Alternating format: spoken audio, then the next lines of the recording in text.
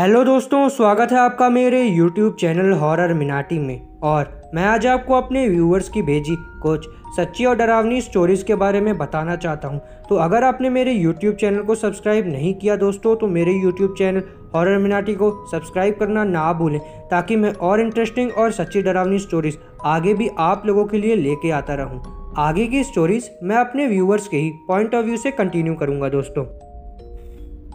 हाय दोस्तों, मेरा नाम संभव है और मैं जयपुर का निवासी हूँ। हमारा काम शादी ब्याह में मंडप सर्विस देने का है। दुकान पर ज़्यादातर काम हमारे नौकर चाकर ही करते हैं और फंक्शन की साइट पर भी वही लोग मंडप लगाने जाते हैं। पूरा दिन दुकान पर टाइम निकलता नहीं है, तो कई बार बाइक लेकर घूमने निकल जाता हूँ मैं। मेरे पापा वैसे तो ठंडे दिमाग के हैं, पर काम में ध्यान ना दूं तो इतनी खरी खोटी सुनाते हैं जो मेरे कान कीड़े को मार जाते हैं। इसलिए अधिक समय मुझे दुकान पर ही बिताना पड़ता है।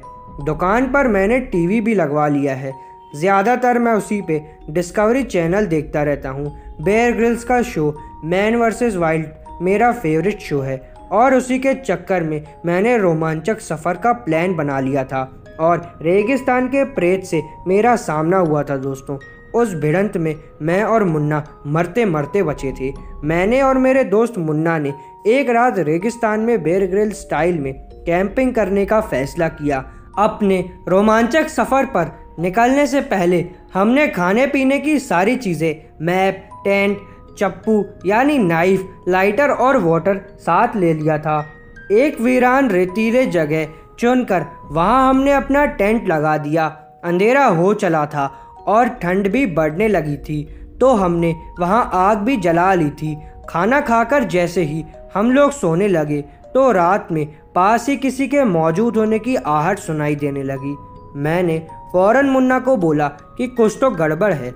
मुन्ना ने टॉर्च निकाली और आसपास देखा तो हमें पता चला कि कोई हमारे टेंट के पास में बैठा हुआ है। उसकी पीठ हमारी ही ओर थी और वह शायद सिगार पी रहा था, चूँकि धुआं निकल रहा था। सिर के बाल उसके बहुत छोटे थे और उसके सर के पीछे एक लंबी सी चोटी भी थी।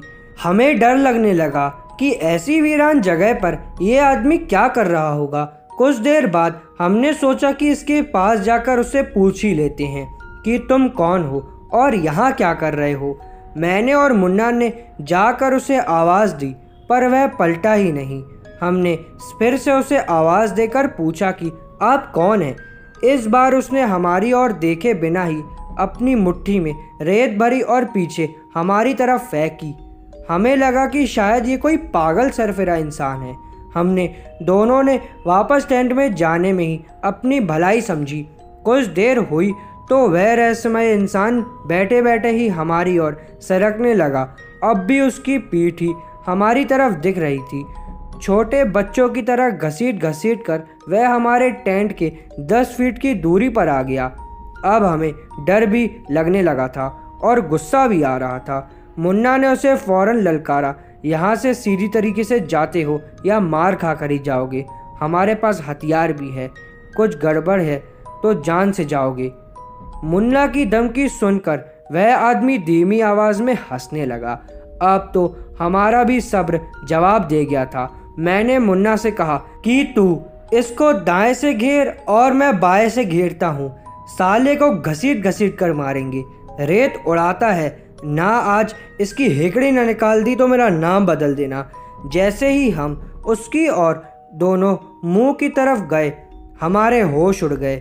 हमने देखा कि उसकी आंखें ही नहीं थी, वहाँ काले गड्ढे थे और उसके हाथ में कोई सिगार भी नहीं थी। उसकी आंखों की जगह मौजूद गड्ढों से धुआं निकल रहा था। मैं और मुन्ना तो पागल हो गए।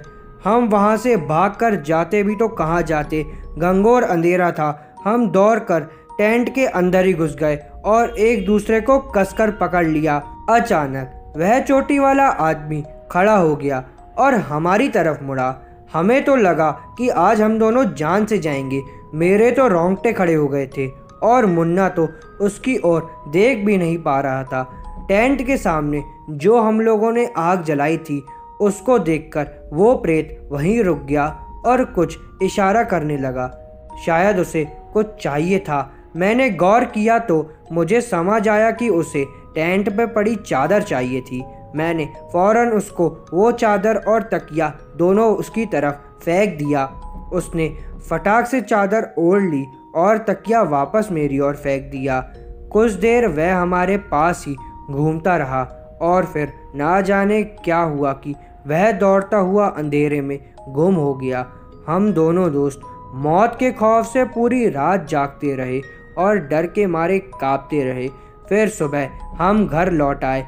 उस दिन के बाद माँ कसम डिस्कवरी चैनल देखना मैंने छोड़ दिया था। हमें पता नहीं कि वह प्रेत क्यों हमारी चादर मांग रहा था, उसकी आंखें क्यों नहीं थी और हमें उसने जिंदा क्यों छोड़ दिया। कई सवाल हमारे मन में थे दोस्तों, पर हम लोग बच गए ईश्वर की कृपा से। दोस्तों, ये अगली स्टोरी हमारे ही सब्सक्राइबर अनिमेश जैन जी ने भेजी है, तो मैं उन्हीं के पॉइंट ऑफ व्यू से आपको बताता हूँ।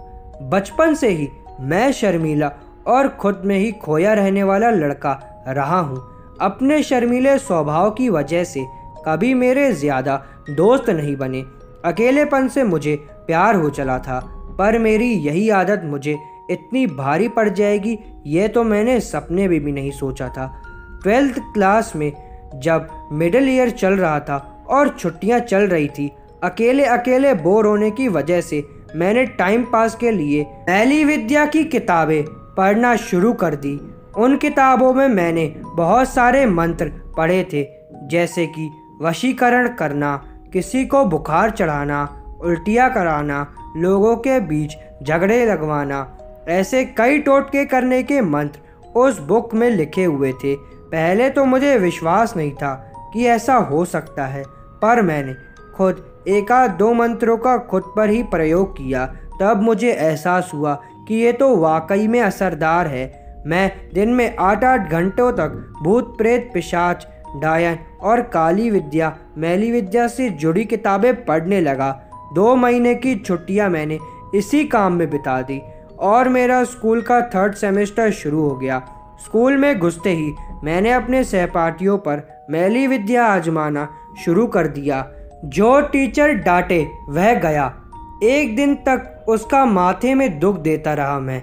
कई दोस्तों पर गुस्सा आने पर मैंने उन्हें क्लास में ही खून की उल्टियाँ करवा दी। दोस्तों को तो छोड़ो, मैंने अपने पापा पर भी एक जादू टोना किया था, जिसके प्रभाव में वह मुझे कभी पैसे देने से मना ही नहीं कर पाते थे। मैंने और साधना करने वाले तांत्रिकों से भी संपर्क किया। उन लोगों को अपनी मंत्र वाली शक्तियाँ दिखाई। उन्होंने कहा कि मैं अगर भूत प्रेत की साधना करूं तो और भी शक्तियाँ पा सकता हूं। मैं फौरन तैयार हो गया। उन लोगों ने मुझे भूत साधक मंत्र दिए। साधना शुरू करने के तीसरे ही दिन मेरे घर में भयानक आत्माएं घूमने लगी और मेरे मंत्रों पर जैसे गुलामों की तरह नाचने लगी। मैंने एक दिन अपने पड़ोस में रहने वाली लड़की को मैली विद्या से प्रेत से टकरवा दिया, क्योंकि वह लड़की मुझे भाव नहीं देती थी। मेरी यह नादानी मुझे बहुत भारी पड़ी, क्योंकि वह प्रेत मेरे बुलाने से वापस नहीं लौटा। उसने उस लड़की के शरीर में वास कर लिया और मैं ये तो नहीं चाहता था। मैं तो सिर्फ उसे सबक सिखाना चाहता था, पर अब मामला बहुत गंभीर हो चला था। वह प्रेत उस लड़की का खून चूसने लगा था। वह पूरी पागल सी होने लगी थी। रात रात भर उसकी चिल्लाने की आवाज़ें और रोने की आवाज़ें आती रहती थी। उसकी भयानक चीखें अब मेरा दिल दहलाने लगी थी। मुझे खुद से अब घिन आने लगी थी। समझ नहीं आ रहा था कि अब करूं तो क्या करूं। किसी से मदद मांगूं कि उस बेचारी लड़की की हालत ठीक कैसे हो सके। फिर मुझे ख्याल आया कि उन अघोरियों के पास ही चला जाता हूँ, शायद वहाँ से कुछ रास्ता निकल आए। उन अघोरियों ने जो कहा वह सुनकर मेरी सांसें अटक गई और मेरे हाथ पांव कांपने लगे। उन्होंने कहा कि जरूर इसका इलाज हो सकता है, पर अब वह प्रेत उस लड़की का खून और मांस खा चुका है। वह प्रेत अब उससे नहीं छूटेगा, पर हाँ, उसे निकाल कर किसी और के शरीर में जगह देनी होगी, और वह कोई या तो तुम हो सकते हो या फिर तुम्हारे घर का कोई व्यक्ति, क्योंकि प्रेत जिद्दी होते हैं। वह अपना मनपसंद शरीर तभी छोड़ते हैं जब उसे भोजन वाला या उसका कोई सगा अपने शरीर में उसे जगह देता है।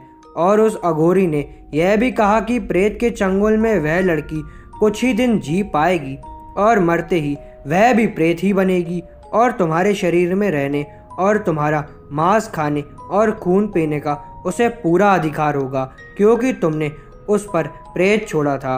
अपने पाप मुझे अब इस कदर डरा रहे थे कि मैं पागल सा होने लगा था। मैंने फैसला किया कि उस प्रेत को मैं अपने ऊपर लूँगा। इस काम में उन अघोरियों ने मेरी मदद की।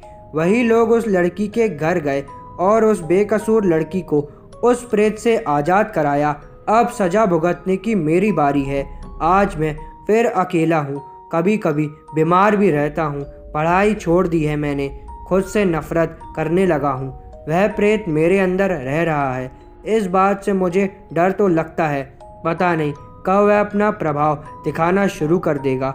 उन अघोरियों ने कहा है कि इस वक्त मेरा मनोबल मजबूत है, इसलिए प्रेत प्रभाव नहीं दिख पा रहा है, पर वह मेरा मांस खाकर और खून पीकर धीरे धीरे प्रबल होगा और फिर मेरे कमज़ोर पड़ने पर वह तांडव मचाना शुरू कर देगा। मैंने उन अघोरियों से पूछा था कि इस प्रेत को इससे दूर करने का, यानी कि मुझसे दूर करने का कोई और उपाय है कि नहीं। तो उन्होंने कहा कि बेटा, यह तो तेरे कर्मों की सज़ा है। जब तक तेरे पापों की भरपाई नहीं होगी तब तक तुझे इस बला से छुटकारा नहीं मिलेगा। हाँ, अगर तू और गहरे पापों के दलदल में उतरना चाहता है तो अपने किसी परिवार के सदस्य को चुन ले जिस पर तू इस भयानक प्रेत को छोड़ सके। मैंने निश्चय कर लिया कि अब अच्छाई के रास्ते पर ही चलूँगा और अपने पापों की सज़ा मैं खुद ही भुगतूंगा। दोस्तों, हेलो दोस्तों, मेरा नाम शुभाऊ बनर्जी है और मैं कोलकाता से हूँ। मैंने लगभग हर तरीके की नौकरी आजमाई है दोस्तों, और अनगिनत नौकरियों से निकाला भी गया हूँ। पढ़ाई में मैं हमेशा अंडे ही लाता था, इसलिए 10वीं कक्षा की अंतिम परीक्षा में आए स्पीड ब्रेकर ने स्कूल से मेरा नाता हमेशा के लिए तोड़ दिया था। इस समय मैं 25 साल का हो चुका हूँ। अब तो पिताजी भी गुस्से में कभी कभी बोल देते हैं कि बेटा, तू शायद जिंदगी भर मेरे ही टुकड़ों पर पलेगा। मुर्दाखोर चुड़ैल से जब मेरा सामना हुआ तो मैं लगभग अपनी जान गंवा ही चुका था। पिछले महीने में एक दिन की बात है जब हमेशा की तरह पिताजी मुझे काम ना मिलने के कारण खरी खोटी सुना रहे थे।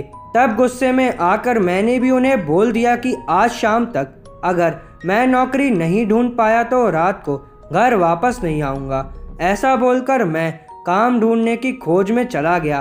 रात के 12 बजे तक भटका पर कोई काम ना मिला। अंत में निराश होकर एक वीरान कब्रिस्तान के पास पेड़ के नीचे बेंच पर सो गया, क्योंकि घर तो काम ढूंढे बिना मैं जा नहीं सकता था।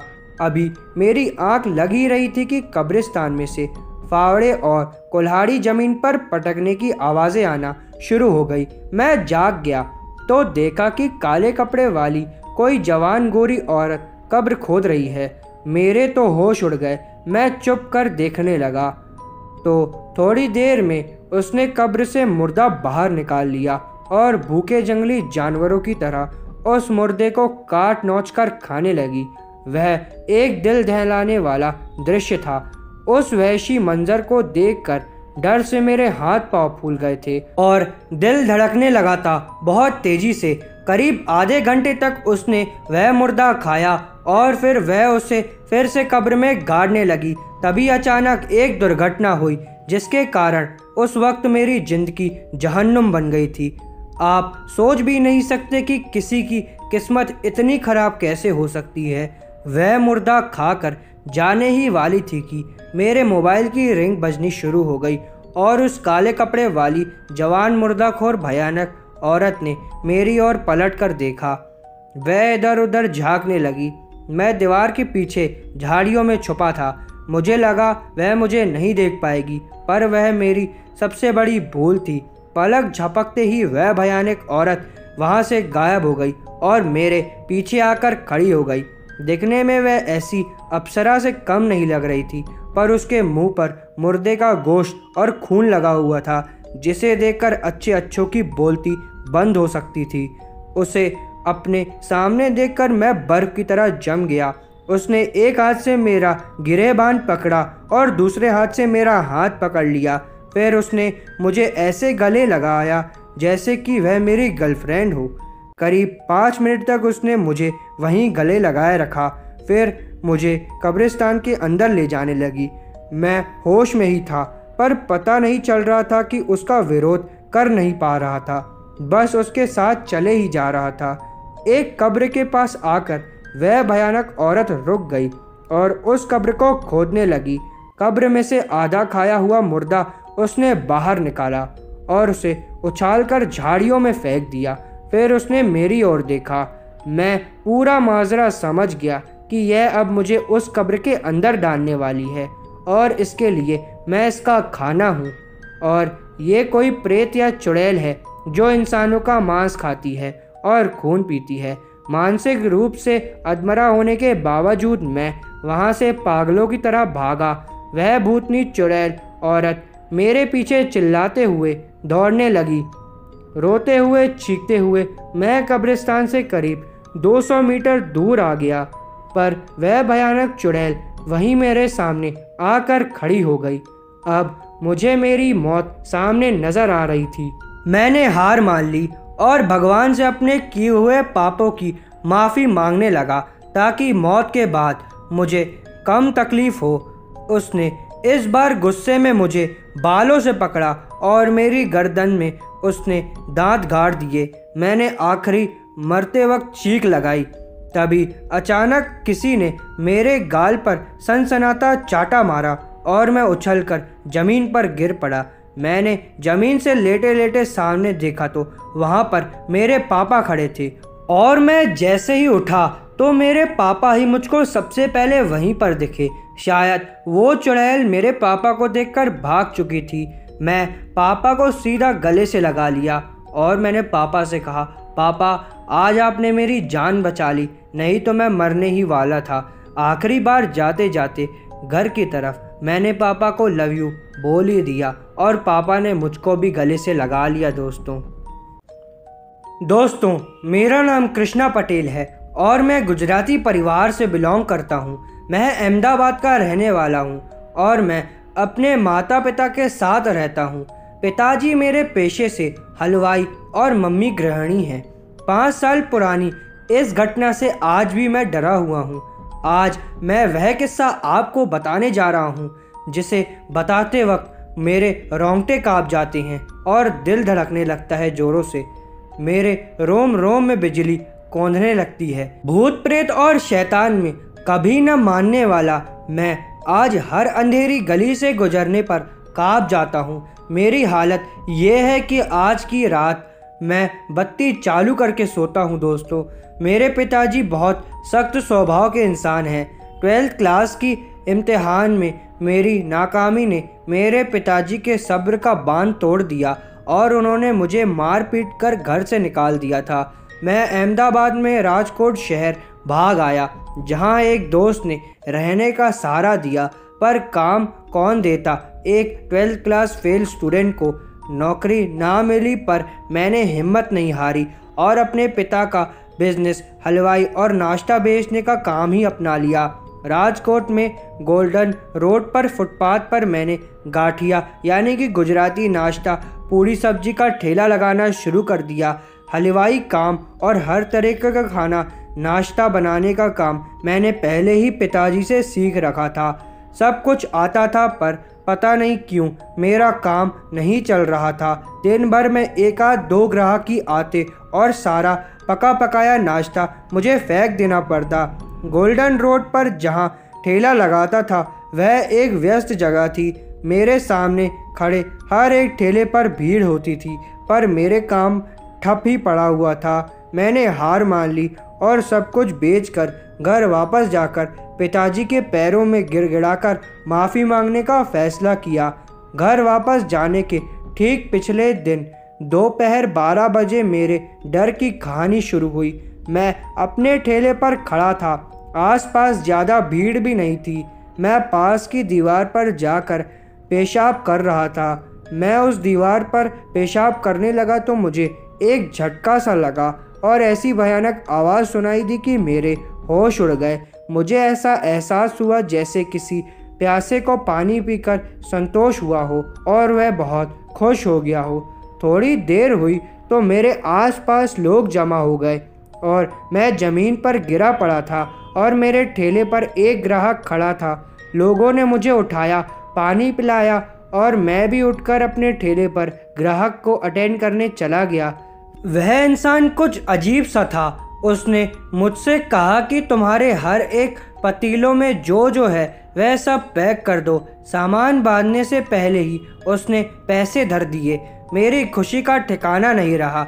वह आदमी मेरे ठेले का पूरा सामान यानी कि नाश्ता लेकर पैसे भी ज़्यादा देकर चला गया और उसने छुट्टे पैसे भी वापस ना लिए।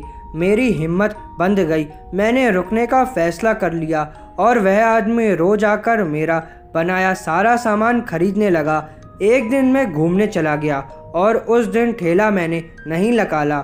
अगले दिन जब मैं ठेला लेकर काम पर पहुंचा तो वह आदमी मेरे सामने आकर खड़ा हो गया और मुझे अपनी लाल लाल खून भरी आंखों से गुस्से से घूरने लगा और मुझसे सिर्फ इतना बोला कि मैंने तुम्हें तुम्हारी तकलीफ में सहारा दिया और तुमने इसका बदला मुझसे कल भूखा रख कर चुकाया।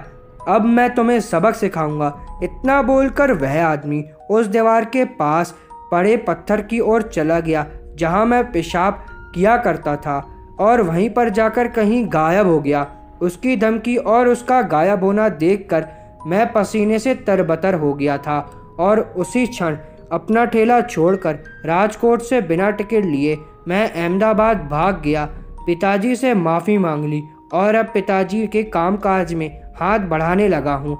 अब मैं राजकोट शहर जाना तो दूर, उसका नक्शा भी नहीं देखना चाहता हूँ। हर पल यही डर सताता रहता है कि वह रहस्यमयी प्रेत आत्मा कौन थी जिसने मुझे गुस्से में इतना खरी खोटी सुना दिया था। दोस्तों, मेरा नाम उत्कर्ष है और आज मैं आपको एक सच्ची घटना के बारे में बताने जा रहा हूँ। मैं उत्तर प्रदेश का रहने वाला हूँ और मेरे पिताजी पान की दुकान चलाते हैं और मैं कॉलेज के पहले साल में हूँ। बचपन से ही मुझे क्रिकेट खेलने का शौक़ है। हमारे पड़ोसी के बेटे विशाल के साथ मैं हमेशा क्रिकेट खेलने जाया करता हूँ, पर 2 साल पहले मेरे साथ कुछ ऐसी अजीब घटना हुई जिसके कारण मैं काफ़ी सदमे में आ गया था। मैं और विशाल दोपहर में घर के पास एक मैदान में खेलने जाने लगे। तभी मुझे एहसास हुआ कि हमारे साथ कोई और तीसरा भी चल रहा है जो ठीक हमारे पीछे है। मैंने फ़ौरन पलटकर देखा तो कोई इंसान नहीं था। मुझे लगा मेरा भ्रम होगा और आगे बढ़ने पर विशाल को भी ठीक ऐसा ही लगा जैसे कोई हमारा पीछा कर रहा हो और हमें देख रहा हो। मैदान में दूसरे दोस्तों के साथ हम मिलकर मैच खेलने लगे।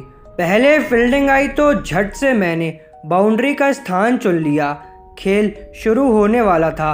गेंदबाजी विशाल कर रहा था और मुझे विशाल के साथ एक और लड़का उसके पीछे पीछे घूमता दिखाई देने लगा जिसे हम जानते भी नहीं थे। वह लड़का काफ़ी डरावना दिख रहा था और लंबा चौड़ा भी था। मैंने फ़ौरन विशाल को आवाज़ लगाई कि तेरे पीछे देख, कौन है। विशाल मुझे देखकर उल्टा ज़ोर से चिल्लाया क्योंकि उसने भी मेरे पीछे किसी पहाड़ी लड़के को खड़ा देखा। सारे लड़के हम दोनों पर चिल्लाने लगे क्योंकि वह सब खेल शुरू करना चाहते थे।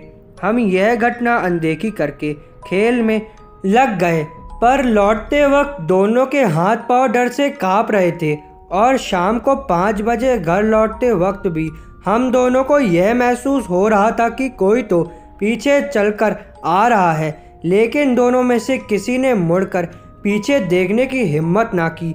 विशाल अपने घर गया और मैं अपने घर आकर खाना खाकर सो गया। रात में मेरी नींद खुल गई। देखा तो मेरा बल्ला हवा में झूल रहा था और मेरे कमरे के कोने में वही डरावनी पहाड़ी लड़का मुझे ताक रहा था। मैं तो डर के मारे रोने लगा। वह डरावना लड़का मुझे बोला कि चलो क्रिकेट खेलना है, बाहर आओ, मेरी बैटिंग की बारी है। मैं बिस्तर से हिल ही नहीं पा रहा था। फटी आंखों से उसे देखता ही रह गया। उसने फिर वही शब्द गुस्से में दोहराए इस बार पलंग पर लेटे लेटे ही मेरी चीख निकल गई। पूरा घर जाग गया और वह लड़का अदृश्य हो गया। अगले दिन विशाल मुझे मिला तो उसने भी मुझे कहा कि मैंने भी उसी लड़के को अपने घर में देखा जो मैदान की ठीक बाउंड्री पर उसे मेरे पीछे खड़ा हुआ दिखा था। ये बात हमने अपने परिवार वालों को बताई, पर दोनों परिवार वालों में से सबने हमारा मजाक उड़ाया और हमें मस्ती में लेकर ऐसा बोलने लगे। आगे चलकर उन दोनों लड़कों का आतंक बढ़ने लगा। वह लड़के हमें रोज दिखने लगे और स्कूल जाते आते, खेलने जाते आते हमारे पीछे आने लगे और अब तो उन्होंने हमें पीछे से हल्के हल्के धक्के भी देना शुरू कर दिए थे। मैं और विशाल दोनों खौफ में जी रहे थे। हमने खेलने जाना भी छोड़ दिया था और पूरा दिन घर ही पर बिताने लगे थे। यह देखकर हमारी तकलीफ पर घर वालों ने ध्यान देना शुरू कर दिया। उन्होंने मेरी नानी को कुछ दिनों के लिए घर पर रुकने के लिए बुला लिया। नानी ने विशाल के मम्मी पापा और विशाल को घर बुलवाया। मेरे मम्मी पापा को समझाया कि मुझ पर और विशाल पर किसी लड़कों की भटकती आत्माओं का साया हो सकता है, जिसे मुझसे और विशाल से दूर करना काफ़ी ज़रूरी है क्योंकि वह हमें नुकसान भी पहुंचा सकते हैं। नानी ने मुझे और विशाल को घर के आंगन में बैठाकर हमारे ऊपर से नींबू और हरी मिर्च 7 बार घुमाकर नज़र उतारी और हनुमान चालीसा और गायत्री मंत्र बोलकर पवित्र गायत्री मंत्र वाला जल हमें पिलाया। उस दिन के बाद हमें कभी भी उस लड़कों को नहीं देखा और वह दूसरा लड़का भी हमें नहीं दिखा। मेरी नानी ने हमारी तकलीफ़ दूर कर दी और मैंने नानी को गले से लगा लिया। हमारे गांव के बुजुर्ग लोग कहते हैं कि वह दोनों भटकते लड़कों की आत्मा है। खेल में हुए झगड़े के गुस्से में उन दोनों लड़कों ने मिलकर धोखे से मैदान के पास स्थित बावली में एक मासूम लड़के को धक्का दे दिया था और अपनी इस करतूत का पता चल जाने के डर के मारे उन दोनों ने भी उस बावली में कूदकर अपनी जान दे दी थी। दोस्तों, हेलो दोस्तों, मेरा नाम रजनी है और मैं देवगढ़ ज़िले की रहने वाली हूँ। मैं एक गृहिणी हूँ और 3 बच्चों की माँ भी हूँ। मेरा विवाह साल 1980 में वसंत पंचमी के दिन हुआ था। बचपन से ही मेरे घर में धार्मिक माहौल रहा है, इसलिए पूजा पाठ और हवन दान वगैरह धार्मिक कार्यों से नाता जुड़ा हुआ था। शादी करके जब मैं ससुराल आई तब मेरे ससुराल का पूरा कुटुंब अतृप्त पितृ आत्माओं से परेशान था और शादी के दूसरे ही दिन हमारे पूर्वजों की अतृप्त आत्माएं मुझे सताना शुरू कर चुकी थी। मेरे पति एक फैक्ट्री में नाइट शिफ्ट में काम करते थे, जिसकी वजह से रात को मैं अकेली ही होती थी। मेरे बगल वाले कमरे में मेरी सास और ससुर का कमरा था। पहले कुछ दिन तो मुझे अजीब अजीब आवाज़ें और धुंधली परछाइयाँ नज़र आने लगी, जिसे मैंने नज़रअंदाज करना शुरू कर दिया। वह मेरी सबसे बड़ी भूल साबित हुई दोस्तों, और काली चीज़ों का सिलसिला भी उसी समय से शुरू हो गया। मैंने अपनी सास और पति से भी इस बात की फरियाद की, पर उन्होंने मुझे यही कहा कि सब कुछ ठीक हो जाएगा, पितृकार जल्दी करवाएंगे, तब ऐसी घटनाएं बंद हो जाएंगी। मैंने भी हिम्मत बांध ली और अपनी परेशानियों का मुकाबला डटकर करने लगी। मेरे साथ जो घटना घट रही थी वह सपने में ही घट रही थी कि हकीकत में इस बात का तो मुझे आज तक समझ में नहीं आया। अब मैं जो बताने जा रही हूँ वह मेरे साथ लगातार 3 साल तक हुआ है। हर रात सोने के बाद खुले बालों वाली सफ़ेद साड़ी वाली डरावनी औरत मेरे सामने खड़ी हो जाती थी और मुझे चिल्लाकर जगाती। अंधेरे में उसकी आंखें लाल चटक चमकती दिखाई देती थी और उसके पीछे एक गुस्सैल आदमी भी खड़ा रहता था। वह दोनों मुझे खींचकर मेरे घर से बाहर ले जाते और मुझे कहते कि अगर तू रोई या चिल्लाई तो मुझे इसी जगह पर लेटा लेटा कर मारेंगे। मैं डरी सहमी उनके साथ चल देती। वह रोज़ दोनों मुझे हाथ से पकड़कर खींचते हुए मील दूर ले जाते। अंधेरे में यह सफ़र घंटों तक चलता रहता और मुझे अंत में वह दोनों किसी खंडर जैसी जगह पर रोज़ खींच लाते।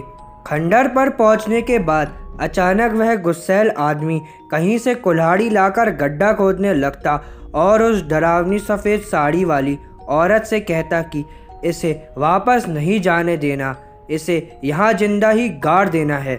ये सुनकर तो मेरे हाथ पांव कांपने लगते और मैं चीख चीख कर बचाने की आवाज़ें निकालती। गड्ढा खोदने के बाद वह व्यक्ति मुझे गड्ढे में डालने लगता, पर वह विकराल औरत उसे ऐसा करने से रोकने लगती और उस आदमी से झगड़ते हुए मुझे वापस दौड़ाकर अपने घर पर मेरे पलंग तक पहुंचा देती। ऐसा करने पर वह गुस्सैल आदमी भी पीछे पीछे भागता हुआ वापस घर तक आता और सफ़ेद साड़ी वाली डरावनी औरत को वहीं मेरे रूम में ही मारने पीटने लगता। वह सफ़ेद साड़ी वाली औरत मार खाते खाते मेरी ओर देखती और वैशीपन तरीके से हंसती जाती। पूरी रात ये डरावना मंजर मेरे साथ चलता रहता और मैं डरती कांपती यह सब सहती रहती थी। और सुबह होते ही वह दोनों जाने लगते और जाते हुए कहते जाते कि तुम्हें लेने के लिए हम फिर आएंगे, और फिर वह दोनों गायब हो जाते। 3 साल तक ये आतंक झेलने के बाद मैं बीमार हो गई और मेरे माता पिता मुझे ससुराल से मेरे मायके ले गए। फिर मेरे पिताजी ने मेरे ससुर जी और सास से चंडी पाठ और अतृप्त पितृ शांति कार्य करवाने को कहा। विधिवत धार्मिक कार्य संपन्न करने के बाद कभी फिर मुझे वह डरावना अनुभव नहीं हुआ और पुरोहित से पूछवाने पर पता चला कि वह लोग मेरी सास के देवर और देवरानी थे और मेरी सास के पास जा नहीं पा रहे थे, इसलिए मुझ पर कहर ढा रहे थे। पुरोहित के कहे अनुसार वह दोनों मेरी सास के द्वारा सताए जाने की वजह से आत्महत्या करके मर गए थे, इसलिए भटक रहे थे। मेरे ससुराल वालों के कहने के मुताबिक मेरे सास के देवर और देवरानी बिना बताए कहीं चले गए थे और आज तक लापता हैं। फैमिली एल्बम में पुराने फोटोग्राफ देखने पर मैंने फौरन उन दोनों को पहचान लिया था। दोस्तों मेरा नाम विशाल शर्मा है और मैं जबलपुर का रहने वाला हूँ। पिताजी के स्वर्गवास के उपरांत माँ ने हमारी पुश्तैनी मकान बेच दिया और पैसे हम 4 भाइयों में बराबर बराबर बांट दिए। उन्हीं पैसों से मैंने जबलपुर में ही अर्जुन नगर में एक मकान खरीदा, जहां पर मैं और मेरी पत्नी उषा, हमारे बेटे नकुल और मेरी माँ हम सब रहने लगे। चारों भाइयों में सबसे छोटा भाई मैं ही हूँ, इसलिए मैं माँ का लाडला भी हूँ, इसीलिए माँ मेरे ही साथ रहती है। हमारा नया मकान काफ़ी बड़ा है। हम सब वहाँ रहने के लिए बहुत उत्साहित थे और जब हम यहाँ आए अब खुश भी हैं दोस्तों। पर मेरी एक गलती के कारण मैंने खबीस के दुश्मनी मॉल से दुश्मनी ले ली। नए मकान पर रहने जाते ही पहले ही दिन एक भिखारी ने घर का दरवाज़ा खटखटाया और खाना मांगने लगा। तब हम नए नए शिफ्ट हुए थे, खाना कुछ भी नहीं था, इसलिए मैंने जेब से 10 का नोट निकालकर उस भिखारी को दे दिया, पर उसने पैसे लेने से मना कर दिया और कहने लगा मुझे खाना दो, मैं भूखा हूँ और अभी मुझे मेरा सिर भी ढूंढने जाना है। मैं उसकी यह अजीब बातें सुनकर थोड़ा गुस्से में आ गया और उसने मुझसे पैसे भी नहीं लिए थे। उसका भी मुझे गुस्सा था तो मैंने उसे चिल्लाकर भगा दिया। वह गया नहीं और खड़े खड़े ही मुझे घूरने लगा और उसने मेरी चौखट पर थूक दिया। उसके इस बर्ताव से मुझे बहुत गुस्सा आया और मेरे सब्र का बांध टूट गया। मैंने उसे गाली दी और गुस्से में लात मारी। मेरी लात उसके पेट पर लगी। फिर मैंने उसे धक्का देकर निकाल दिया। जाते जाते उस भिखारी ने मुझे बहुत बुरा भला बोला और सबक सिखाने की बातें भी कही। उस रहस्यमयी भिखारी का बर्ताव मेरे साथ बुरा था, पर शायद मेरा जवाब उसके बर्ताव के मुकाबले और भी बुरा था, जिसका एहसास भयानक खबीस के प्रकोप ने मुझे करवाया। हमने घर ठीक ठाक जमवा लिया था और उस भिखारी वाले किस्से को भूलकर मैं अपनी दुनिया में ही मस्त रहने लगा। अगले ही सप्ताह सुबह ब्रश करते हुए बिना सिर वाला एक व्यक्ति मेरे घर के आंगन में मुझे दिखाई दिया। मेरे हाथों से पानी भरा लोटा छूटकर गिर गया और मैं चिल्लाता हुआ घर के अंदर भागा। घर में सबको ये घटना बताई पर किसी ने मेरा विश्वास नहीं किया। वह सिरकटा खबीस सिर्फ मुझे ही दिख रहा था, कोई मेरी बात मानने को तैयार ही नहीं था। अब मैं खौफ में आ गया था क्योंकि वह खबीस अब मेरे घर में आने जाने लगा था। एक दिन वह खबीस अपनी मुंडी हाथ में पकड़कर मेरे सामने आ गया। मुंडी देखकर मैं फौरन जान गया कि यह तो वही वाला भिखारी था। मेरा दिल बैठ गया क्योंकि अब मैं जान गया था कि मैंने गुस्से में उसको जो लात मारी थी वो भूखा खबीस सिरकटा प्रेत था जो मुझसे बदला लेने पर तुला हुआ था। मैंने उससे माफ़ी भी मांगी, खाना देने की पेशकश भी की, पर वह खबीस मेरे सामने आकर खड़ा रहता और मुझे सिर्फ डराता जाता।